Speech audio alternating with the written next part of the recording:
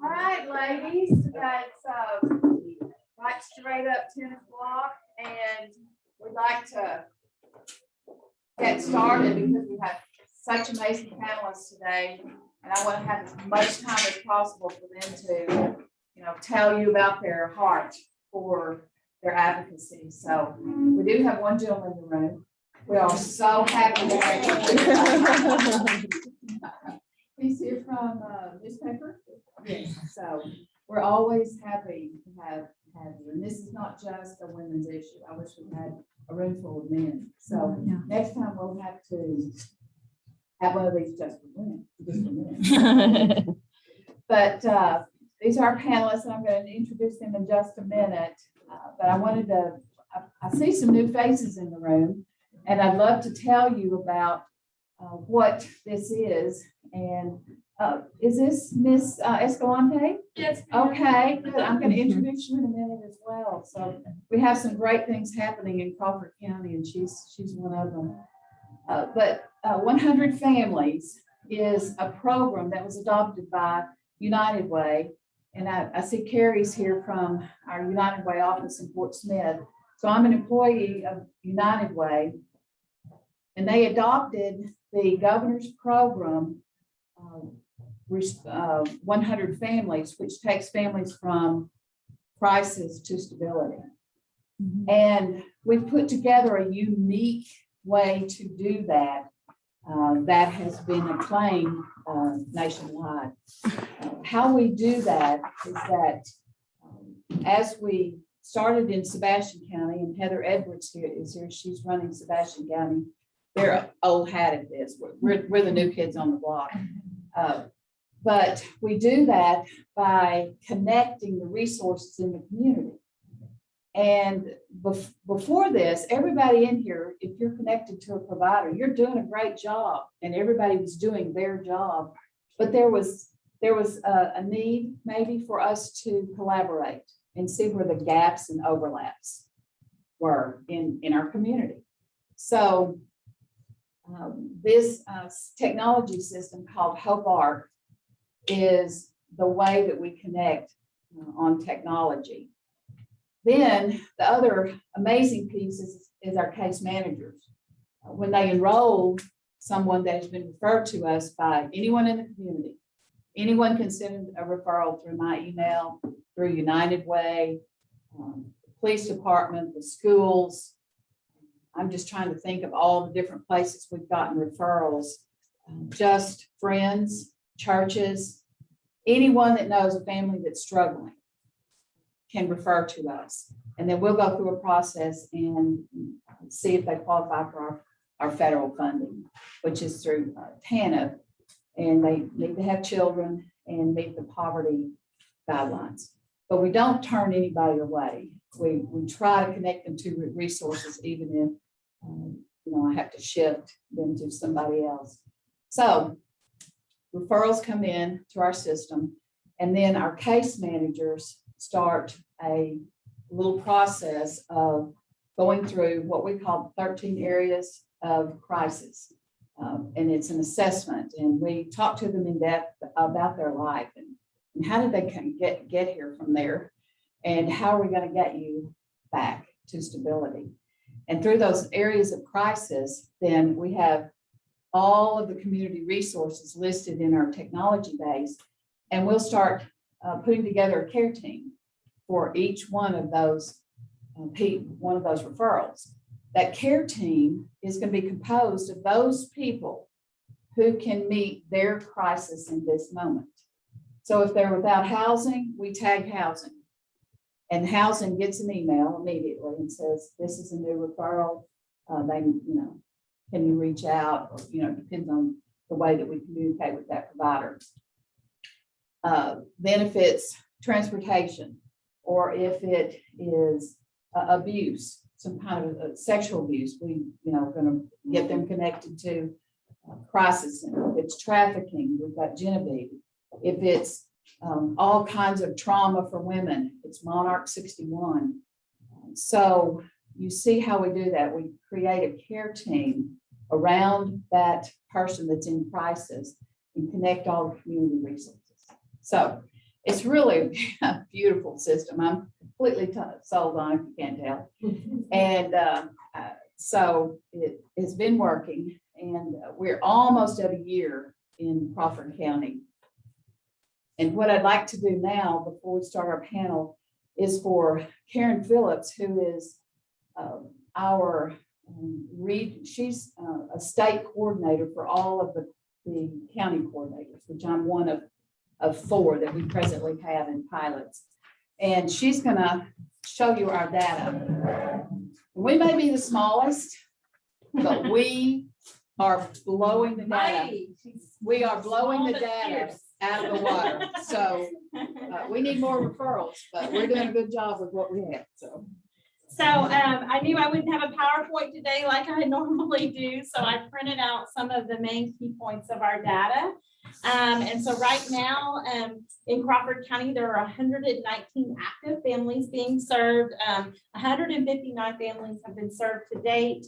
And that's actually as of July 31st. So we end our month on August 31st, which is today. So we're gonna add a few more this month. But I did pull some domestic violence data. So one of the great things about Hope Arc is that we can tell you a really true story of from the data of where women are in our community, how in crisis they really are, and what areas of crisis are they in when they meet with us, and how can we impact them. And so we found that 42 of those women that were being served through 100 families. We also serve men. So, but just there is of course more women in our program than there are men. Usually single moms, but also married couples, and even single dads. So, but we do serve families. So these are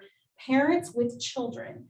And as you see, there's 42 of them that said they were a victim of domestic violence in Crawford County. And out of those 42, half of them had said that domestic violence occurred in the last year. So we do have this issue in our community. I meet women every day. You probably meet them as well, that have gone through some very tough times and are currently going through them. They might be sleeping in their car. They might have had to pack up everything they had last week and moved from their home, and trying to leave a situation when they know that when they leave that situation, they are potentially homeless. They're potentially not able to pay for their bills anymore, not able to provide for their children. It is a very hard choice. And I know that this panel of experts knows that better than anyone, but we have to be here for them. That's the bottom line. We can't let these men and women that are parents and that have children just suffer through it. We've got to have a way to meet their needs, and not just their housing needs, but their employment needs and their transportation needs and their childcare needs. And so that's what this does. And so you'll see the assessment areas. So at intake, we assess 13 areas. Charlotte went over that really well. You can see right here on this form, 7 of those assessment areas and where those clients were at intake. Crisis being bright red. I went ahead and made, we have a scale of 1 to 5 on our case management scale. So crisis being bright red, gray being 2s and 3s. And I decided to make that gray because I've decided that whenever I train somebody, I usually say that's a gray area. You're not in crisis and you're not stable. You're somewhere in between. So, and then the purple is stabilized, and then that blue is restore hope, the restore hope color because of blue, and we call that thriving, and that's where we want to be. I'm a Restore Hope employee, the governor's initiative to reduce foster care and incarceration. So you can see the change that happens. So this is really, really exciting. So at intake, the unemployment rate for those that came into Crawford County, and maybe they were met at adult ed, or soon they'll be met here at Monarch 61 and they'll be enrolling families into the system, or maybe they met at a resource center or a homeless shelter or any of those places. But when they came in, 66% were unemployed and had no income from any source. No child support, no social security, nothing to support their family with. But this is the exciting part. As of July 31st, the unemployment rate for our clients was 23%. That is over 40% of our clients that obtain income for their families. That's long-term stability. That's not, let's give you a basket of food. We want to do that kind of thing, but we want long-term stability for our clients. We want them to have self-respect and dignity that they can provide for their family.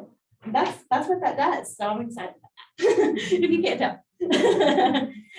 Stable housing, that's another big area that Crawford County has been successful in. At intake, only 14% were in that purple or dark blue area. They only 14% had safe, affordable, secure housing when they came in to enroll in 100 families. And at outcome, it was 40%. So we still have some work to do. Maybe some people are still living in substandard housing, those kinds of things, those gray areas.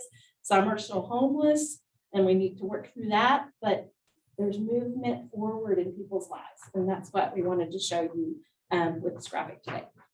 Okay, if y'all have any questions for me anytime, ever, afterwards, then let me know.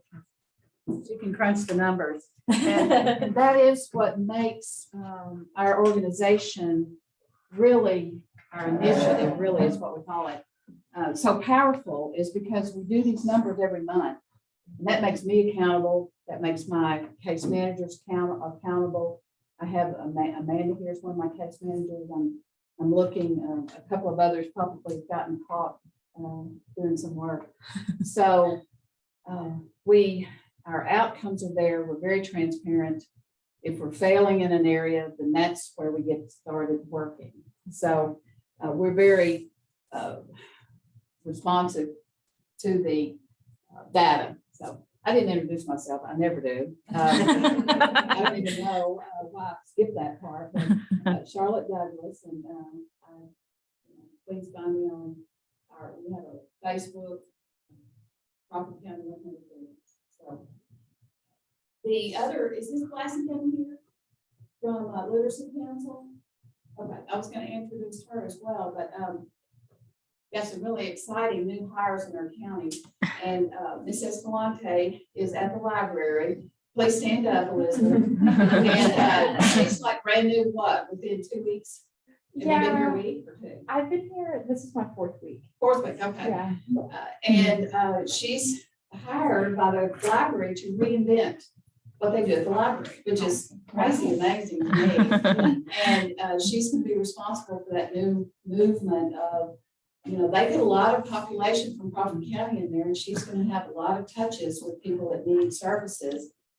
And she's going to be that connection. So we want to partner with you too. So we have a new hire at the Literacy Council, Miss Lastigame. I thought she was, I thought I'd see her come in, but and she's going to start, we're going to have that partnership with them as well, because that's another area of people that are needing services.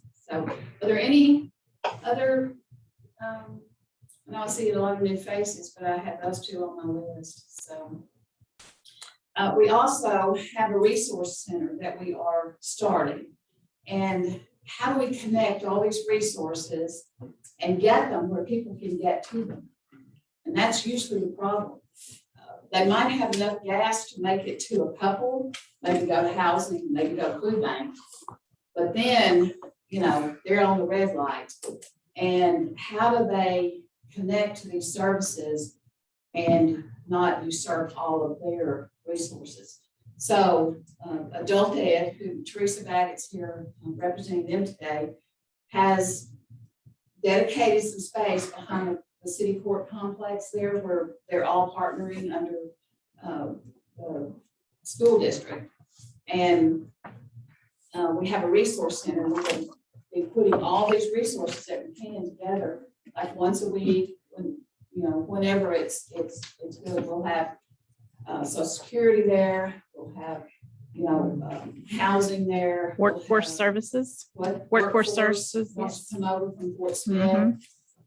So that if you're needing employment, it's just hard to get across the bridge sometimes for some people. It doesn't seem It's like it would. transportation. I talked to George yesterday with the library. I'm with First Choice Pregnancy Medical Center, and we went mobile in March.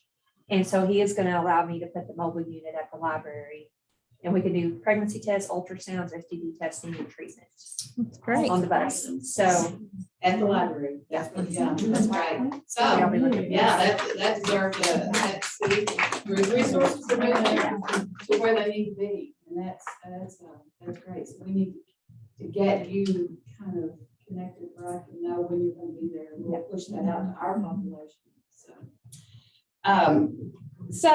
Also, I would offer to anyone that wants to get involved, any resource that's here that has not been connected yet. We have trainings all the time. Sarah is here from our state office, and she is one of our trainers for point of contact, which is if you want to be that person to sign people up and start case management.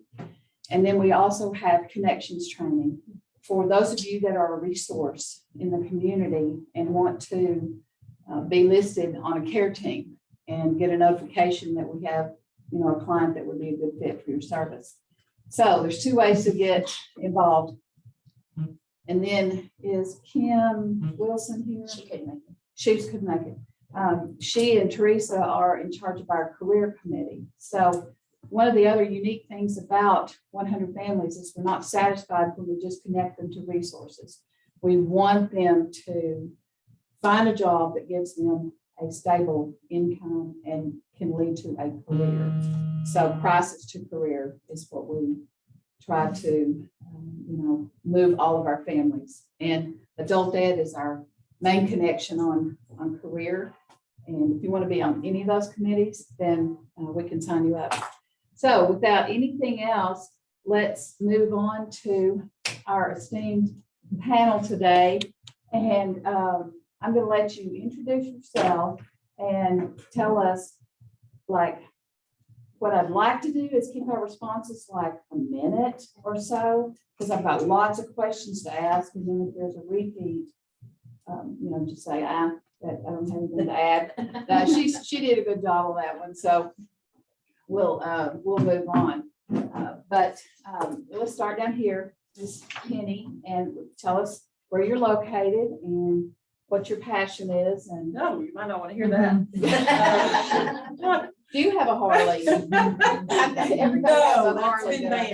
That's been banned. Okay. Mine's a boat, anyway, with a cooler. I'm Penny Burns, the CEO of the Crisis Intervention Center. We are in Fort Smith, but we cover multiple counties in Oklahoma and Arkansas.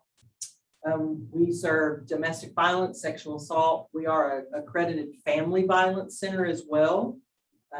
Stalking, human trafficking. We're part of the National Alliance of Human Trafficking. So if someone calls the national hotline, it can be routed straight to us.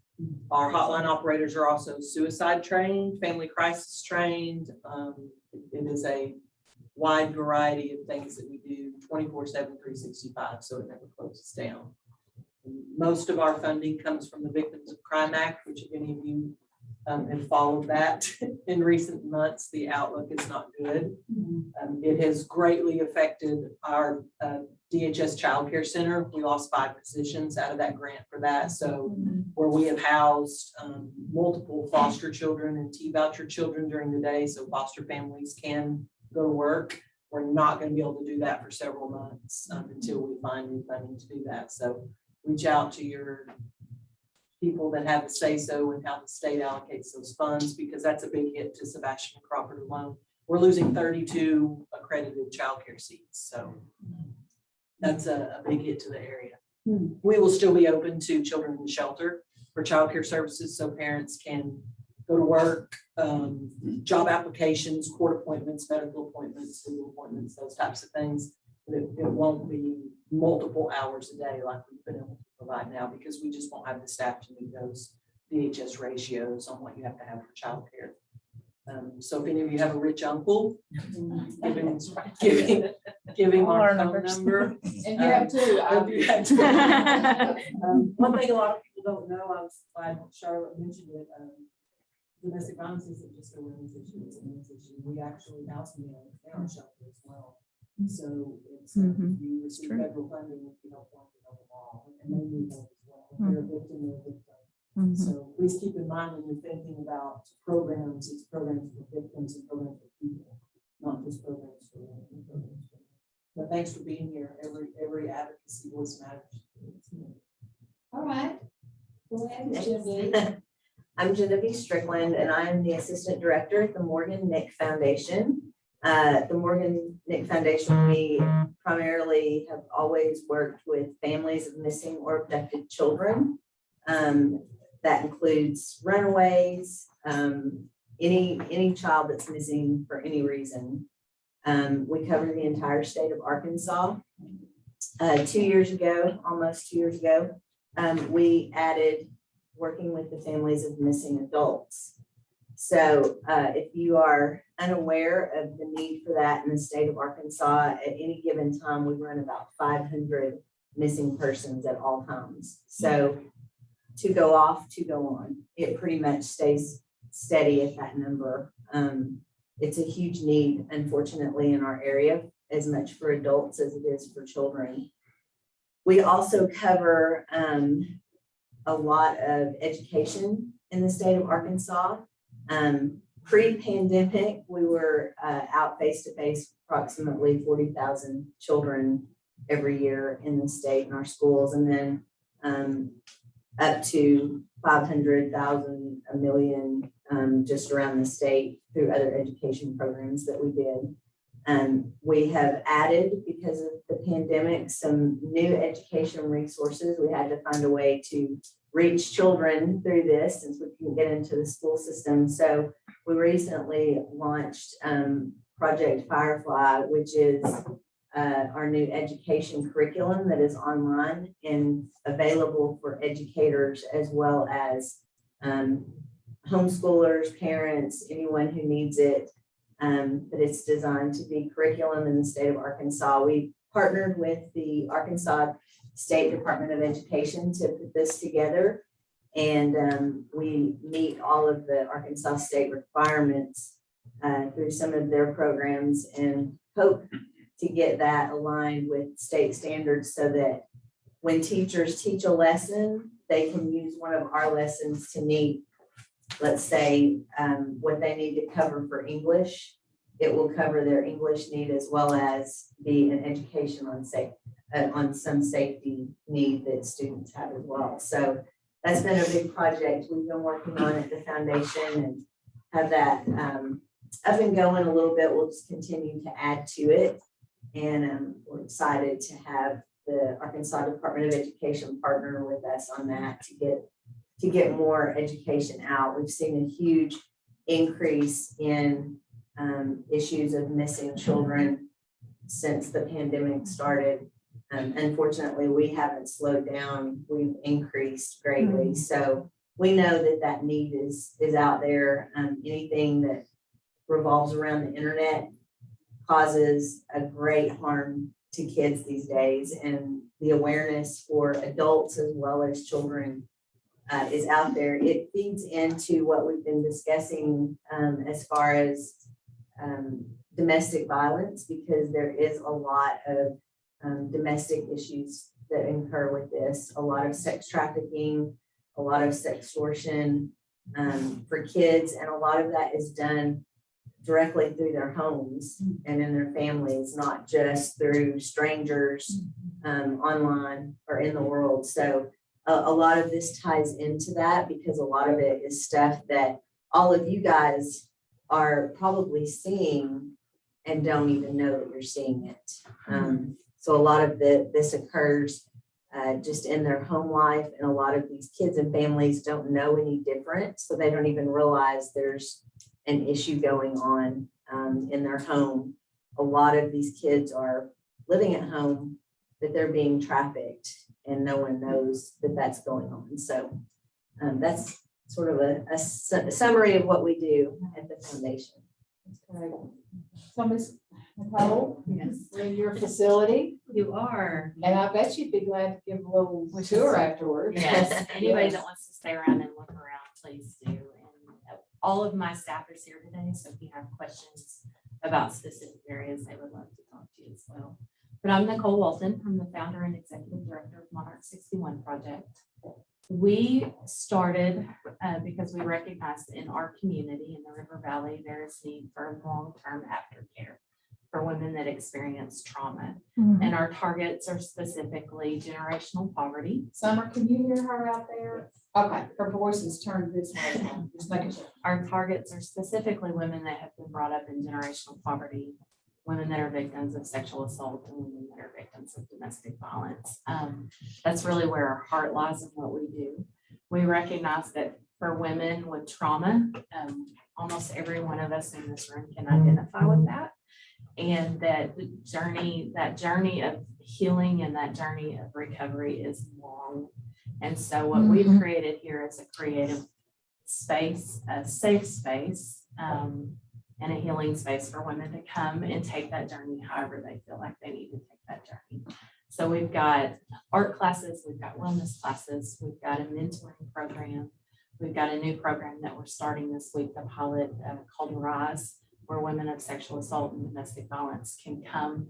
And for 4 weeks, they take classes that's all about learning how to feel their body again, and how to move their body, how to love their body, building self-esteem and self-awareness, where maybe that's been closed off for quite some time. So we've got a lot of really great things in motion. We are new and we are learning a lot, but we're just so excited to be here.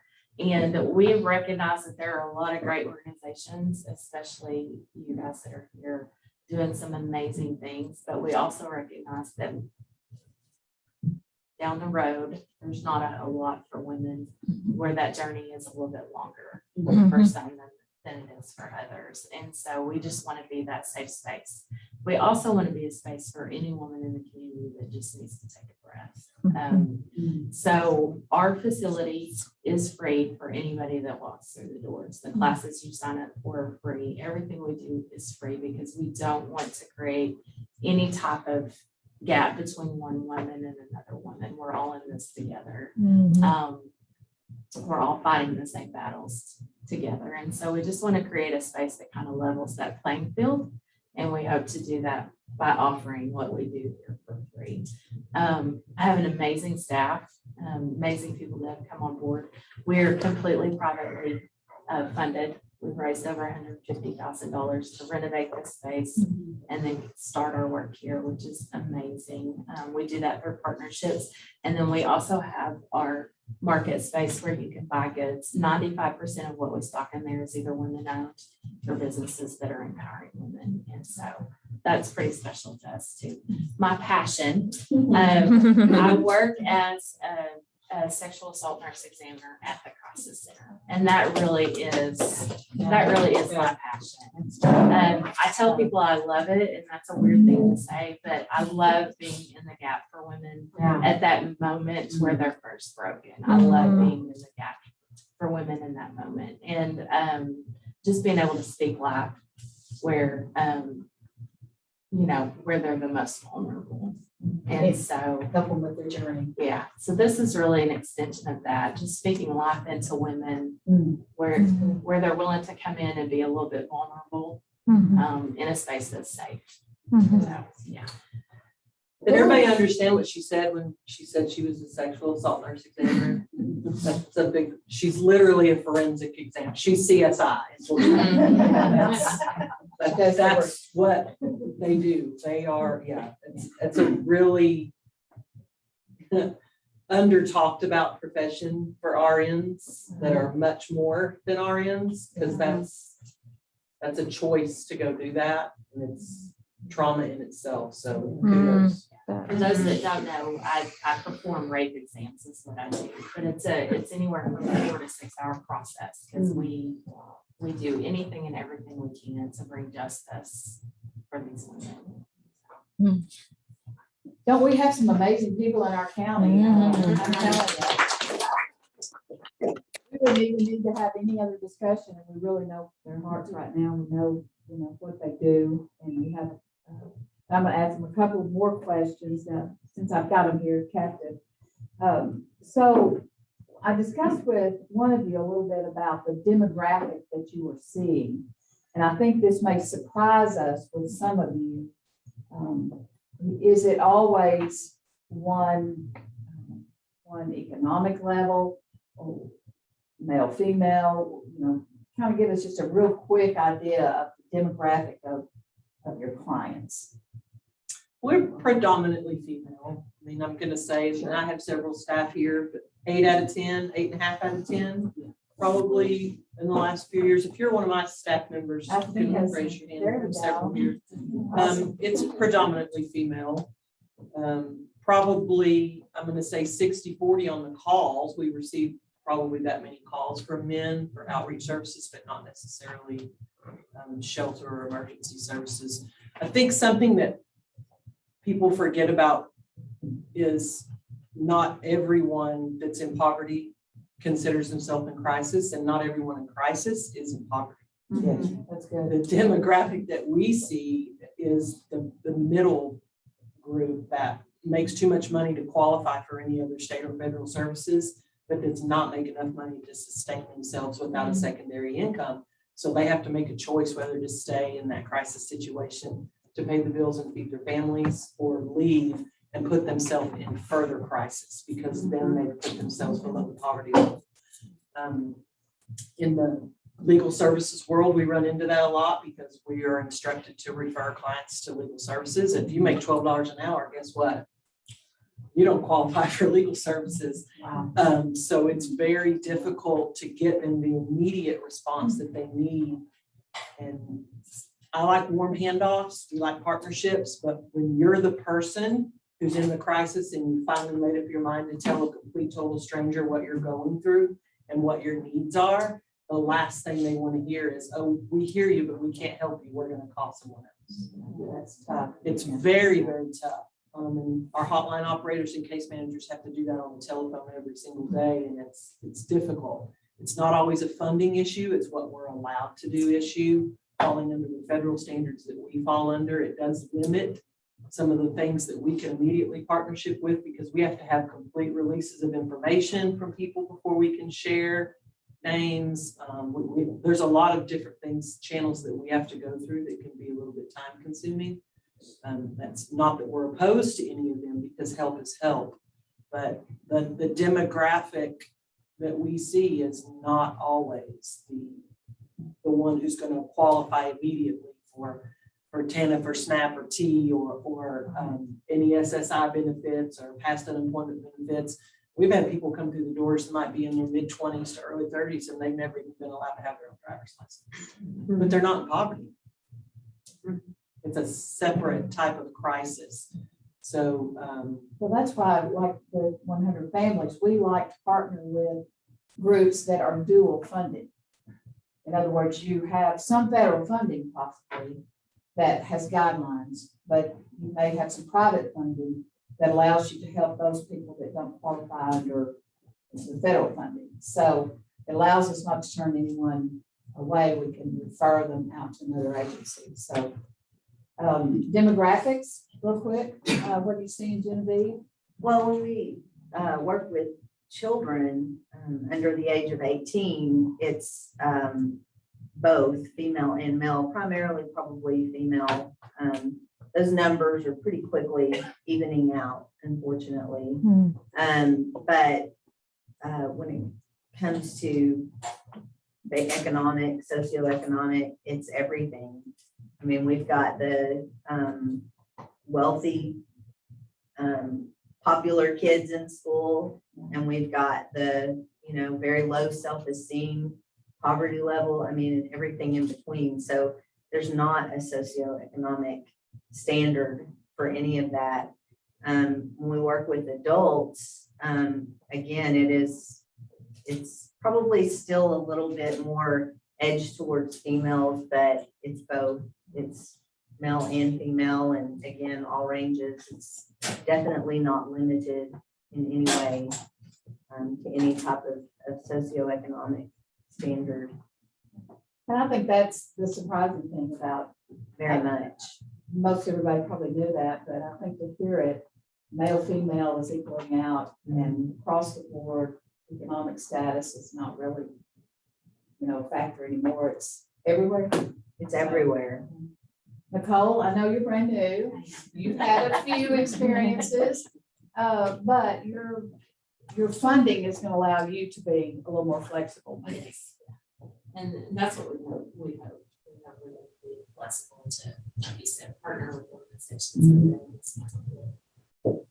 I think specifically for me, what I see, especially in the sexual assault nurse examiner role, is there's no rhyme or reason to sexual assault. None at all. I've taken care of a 77-year-old woman who was out walking her dog. And then I've taken care of the 18-year-old that met somebody online, so there's no rhyme or reason to sexual assault. And I think prior to being a nurse examiner, I had some misconceptions. Stereotypes. Stereotypes, absolutely. And the reality is that one in five of us in this room have experienced sexual assault. And that's heavy. If you look around in this room, that's heavy. Yeah, if there's 40 people in here, you're talking about 6. Right. And that number 8. drops when it deals with children. It's 1 in 3 when it's under the age of 18. 1 in 3 have had some sort of sexual assault or abuse. That's unbelievable. And no wonder they go to school. They bring that trauma with them. No one knows. And then they're in trouble. They're just don't. Teachers are really coming up to the plate though and learning a lot about trauma now. And I think that's helping to identify some of these students maybe that are coming to school with a lot of trauma that we don't know about. So just real quickly, have you seen an uptick? And I think some of you kind of already answered this, but what did COVID do? Maybe not just to the reports, because maybe the reports weren't there because the schools weren't open or, they weren't out in the community. But what do you think COVID did to the incidents of abuse in different areas? The first couple months, correct me if I'm wrong, my reporter's down there.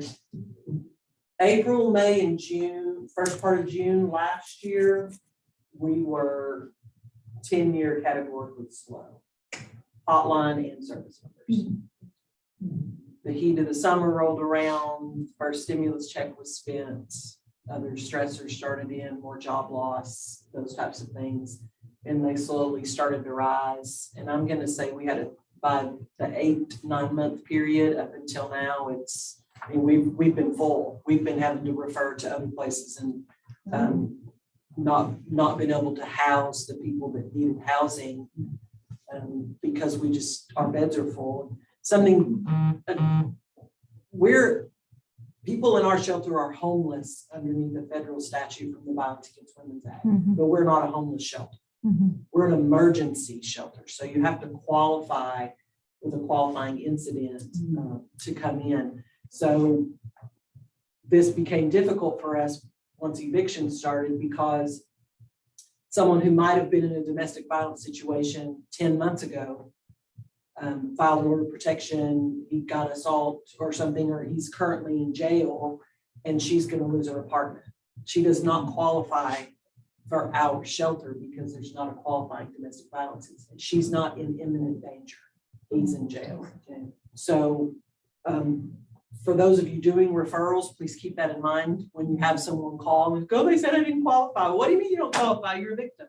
You still qualify for all the other services we offer, the classes, the therapy, anything else we do that is, and it's completely free, but the shelter itself is an emergency shelter. But we've been at maximum capacity for a good year. What did you see, Genevieve? It's detrimental for kids. Because they were home with those abusers more hours. Absolutely. They were home for a lot of them.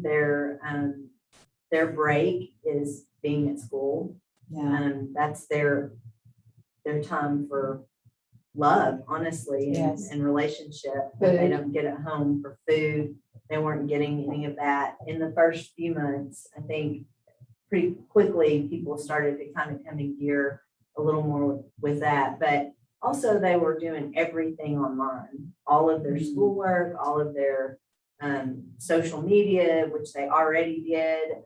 But you know, if you listen to teachers, a lot of these kids weren't actually doing their schoolwork.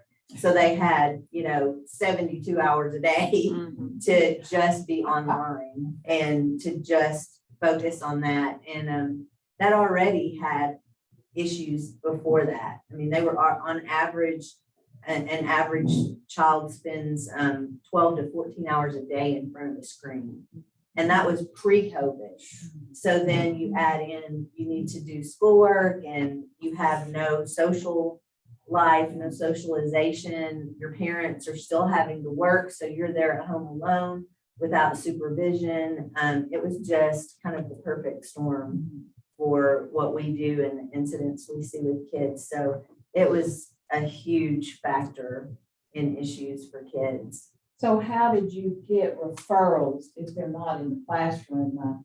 I know we were getting some from bus drivers, because they would see, they would drive past the home, but you know, kids wouldn't come out. They knew they used to, or they saw them playing in the yard, or they, I don't know, just bus drivers know the routes. Well, unfortunately for us, the way that our services work is really an after fact. So when a child goes missing or they're having issues because they've met someone online or that kind of thing, we kind of get the after fact. We would prefer to be more proactive so that that doesn't happen. And that's what we try to do with our education. But because we weren't able to get into the schools, it was definitely a turning point for us to say we've got to come up with some new options to reach these kids ahead of time. We've got to try to be more proactive to reach the kids ahead of time. So we did have parents that would call our office and concern with their kids or other kids, or I had teachers. We were still trying to do some things, and we would have teachers that would say, I'm worried about this child, or, you know, I'm concerned about this. But it's unfortunate with the way things were with COVID, it was just harder for us to reach them proactively. Wow. So I don't know that you're going to have any indicators, or do you have? Well, I mean, I think Through the probably more of what we're preparing for. Okay. What we're preparing for here is the aftermath of what it's going to take to care for the people that have been in caring situations for the last 2 years. Okay. Our healthcare professionals, our mental health workers. Okay. We're going to have a lot of men and women that are coming out of this, whenever we come out of this, that have seen some things and have had to do some things. And, you know, the thing about trauma is that it doesn't have to be the original trauma it doesn't have to be a reenactment of the original trauma that brings that trauma to the surface. It can be any trauma, any traumatic event. And so I think what we'll see is, you know, we'll see a lot of trauma surfacing because of what's happened for the last 3 years, because of isolation, because of death, and because of grief. Yes. I know specifically for me, I have a very good friend that works in ICU as a nurse. She's been there for 20-something years. On average, when she's on shift, she's seeing 3 deaths a day. No. And that's a normal for ICU, but 3 deaths a day is not a normal for ICU. And so I think what we really are preparing for is how are we going to take care of our people that care for other people when we come out on the other side. I like that. And that's something we, in this room, we can all have a hand in. We know somebody that's a caregiver, you know, EMS, paramedics, doctors, nurses, policemen. I'm sure there's lots of other, we need to refer them, tell them about all the services. So we're kind of winding up just a little bit, and I'd like to give you all each an opportunity to connect to the people in the room about what services would you love to be able to offer if you just had more volunteers or some more finances, more space?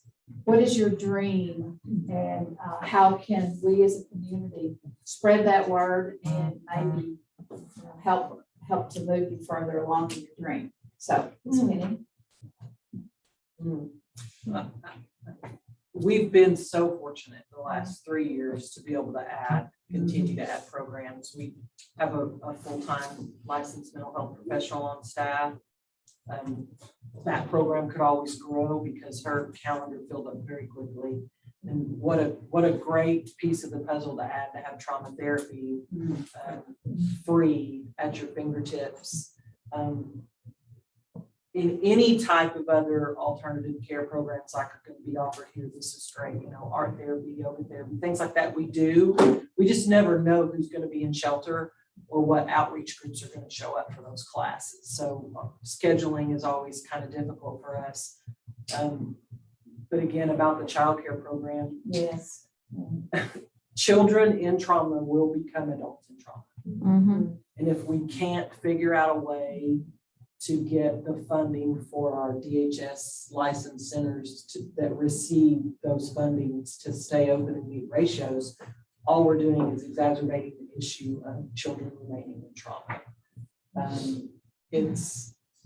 It's going to cause foster families to not be able to foster because they have to work too. And if they have to make a choice between being able to stay home or foster, that's a difficult decision. For someone who's already made multiple difficult decisions to foster. Yes. My husband and I fostered for several years. It's not easy to foster, and it's not just not easy, it's difficult. So The your system child is care piece difficult. is your main, We have to find a way have to find out. in the next 6 to 8 months to be able to open those spots back up and find qualified staff to meet those ratios. I think within this room, we have the resources to write letters and emails. So why don't we try to figure out how to connect, how to let everybody know who their congressmen are, who their legislators are, and get those numbers out there and be specific about what we ask, this funding, So we could maybe help through our website, but we'd be glad to write some letters also. Thank you. Ms. Genevieve, your dream. Well, let me start with this. I want everybody in the room to think of the worst thing that's ever happened to you. And I want you to turn to the person to the left of you, and I want you to tell them what it was. Nobody wants to do that. That's what we're dealing with all of these issues. We are asking children, teenagers, adults to turn to a total stranger and tell them the worst thing that has ever happened to them. And no one wants to do that with any kind of ease or grace. So our dream really is to reach people before that happens. We don't want them to have that worst case scenario. We want to find a way to reach more of the community, more of students, parents, educators, nurses, and doctors that are dealing with this so that they can recognize and educate others around them and their own children and their students before they have to tell them the worst thing that's ever happened to them. So education in schools, are you saying we need to educate the counselors? Absolutely. Teachers? Yes. And, We need and to find use more your- ways to reach. and you've got the curriculum. Absolutely. So, okay. All right, Mr. Cole. I think for me, just seeing this place full, Mm-hmm. and the best thing that I can ask of you guys is just to come and use this space so that you can speak to the space, so that when you tell people about it, you know what it is that we do here. So sign up for classes and do some of the things that we have here that could benefit you and you alone, and then speak to that to the women that are in your circles. If you have an organization that's had their nose to the ground for the last 6 months or a year, Mhm. and you guys haven't connected, and your people are hurting, bring them. Let's do something here with them that allows them to be vulnerable and just release for a little while. So you could schedule an art class or a yoga Absolutely. class Yeah. or. Absolutely. But our dream is to see this space being used, to see it full, to see women connecting. There's healing that comes across tables and in community. And so, if conversation is flowing and the space is full, then we've done what we've set out to do. So, Well, have I covered everything? I don't know. We have a couple of minutes for a question or two from the audience that might guide us into an area that we may have missed. Yes, ma'am. Penny, with your childcare, does it need to be like personnel that you hire? Or can it be volunteer? So for it to continue under DHS licensure, you have to meet specific certifications. You have to have a licensed child care administrator. You have to have a site supervisor. There's different things you have to do. And I see the people from the state nodding their heads. They know how difficult this is. And that's very expensive because they can go get a job at any other elementary school or whatever. So to come to the nonprofit world and do it is a little bit difficult. But just to put a little perspective on it, volunteers can help in the child care center, but they can't help with ratios. You have to have licensed child care providers to meet the ratios, and then volunteers they can't be alone with a child. They can't be considered supervisor over a child. And that's not just crisis center rules, that's Better Beginnings, Arkansas, early childhood development rules. But to put a number to it, it was about $175,000 cut to our child care center. Yeah. But just to add to, of course, that's an important piece.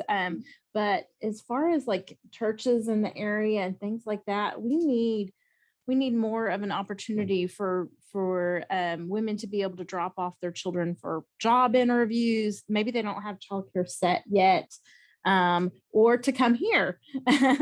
So you might have brought that up, Nicole, is that so, for women to be able to seek those services, so many of them can't because they don't have any type of childcare or transportation. And so that's a good place for volunteers. I mean, there are churches everywhere that have beautiful, wonderful facilities for children. And if they could just set up, a day a week or something and say, hey, women of the community, if you want to go spend time over at Monarch 61, or wherever else, then we're going to have a drop in, for an hour or whatever it is. I think that's a great place for volunteers. And same with job interviews or anything like that, because there are a lot of people that are struggling, but they have, even though there are resources, they are unable to access them because of the childcare transportation issue. So. No question? And as a side note, when Karen just mentioned, the governor, when he started Restore Hope, and then when we morphed into 100 families on the county level, his dream was that it would have a huge faith-based component because there's so many resources within a church that could fill a lot of these needs. And so if you have a church that has a heart for families in crisis, we have a couple of churches that I call and say, hey, I've got a family that needs to be moved. If you got 2 guys in a truck, and they'll put me on their schedule. We need some shade tree mechanics to work on some cars, construction. If you have someone that knows how to reinforce a porch and do some minor construction like that. Those are things that are outside of your normal community resources that we are able to connect to. All right, well, we've wound down, and you guys, amazing women that we have. give you one last resource. When I was in the legislature, nightly during the session, we'd get 100 or 200 emails a night. Please help me. This is my issue. Can you, what are you doing about this? And, some were a little abrasive, but I got one night that said, I was run over by my husband. And not only did he knock me down and run over me, but he backed over me a second time. And she had just some God things happen in her life that allowed her to live. And she became an advocate, and she reached out to me one night late and said, I need help with some domestic violence issues, law-wise. And just the crazy mood that I was in, I didn't do this many times, but I wrote her back and said, I will be your champion. You don't want to do that. You don't want to tell anybody you'll be their champion because there's no end. But so we began a journey of looking at the laws, and one of the laws that we were blessed to pass out of the 6 or 8 that we looked at and ready to change was called Laura's Card. And these are free. The Attorney General got on board with us and printed these. They're printed in Spanish, and they will list the resources in your community. You can put we have a space for you to put your card here in this, and then it's designed to where they can fold it into a smaller shape, stick it in their shoe, stick it in their bra, because a lot of times they get abused more if they reach out for help. This would help them devise a safety plan and know where all the resources are statewide. So this probably needs a little bit of updating, but I can get your organization as many of these as you need, if you'll let me know. And then another thing we did was pass some legislation to put dating violence into the high schools, into the health classes. So, because where does it start? It starts with bullying, and then dating violence, and then it escalates, and you end up with these 3 women having to offer services. So there's lots of stuff out there. Everybody in this room is a connection to some of that, and I'm honored to be associated with everybody's here because you came because you have a heart for advocacy and for women. I thank United Way for recognizing that 100 Families was a great organization to pull into their fold, because they have the same mindset of helping the community, and they do it in so many ways. So, anything else? I Thank think you this to is a Mark, record. 61. This is so beautiful.